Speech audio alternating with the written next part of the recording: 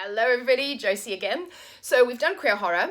We're now kind of gonna go a bit more sort of specific, and we're gonna talk about queer witches. I love a queer witch. You know, I identify.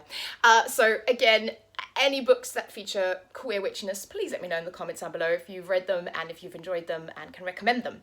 But these are my top 5. So the first one at number 5 is the Engelsfors trilogy. Now this is a Scandinavian book, I believe it's Swedish, trilogy of books.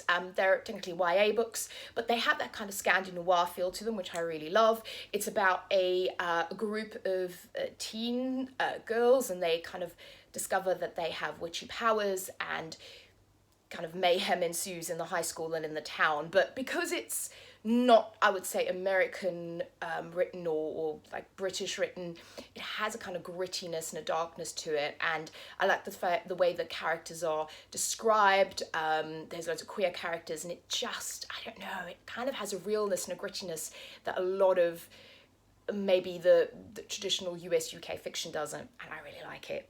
At number 4 we've got Kissing the Witch. This is by Emma Donoghue.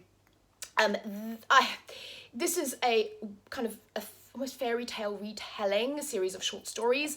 So what she's done in this is that she's taken the kind of the women in the stories and given them their own voice. There's not all the stories are queer, but there's queerness throughout the stories. But what I also love about these witches is that, yeah, you kind of give a voice to the witch, you give a voice to the women, and you have them tell their stories, and each story kind of, the previous story ends with, let me tell you my story, and then the character will tell you their story, and I love that concept. It's great on audiobook as well. I've read it and I've audiobooked it. It's fantastic. At number 3, I've got Spellbook of the Lost and Found by Moira Fowley-Doyle. Love this author, and All the Bad Apples actually is kind of right up there as well. Moira Fowley-Doyle is Irish, and her books are set in Ireland, which I love again. Spellbook of the Lost and Found is about a group of teens, and a spell is cast in the town, and then people start losing things, and then things start getting found, including some diary pages, and they're trying to figure out who these diary pages belong to. There's obviously queer characters, female romance in this, and there's a lot of witchiness, a lot of spelliness, but kind of a lot of realness in terms of relationships as well, and I just love the whole tone of this book. Again, I can't really maybe put it in words properly, but it's the tone and the feel of the book that I adore. Yeah, and it's not glossy witchiness, it's kind of more, I don't know, more gritty, darker witchiness.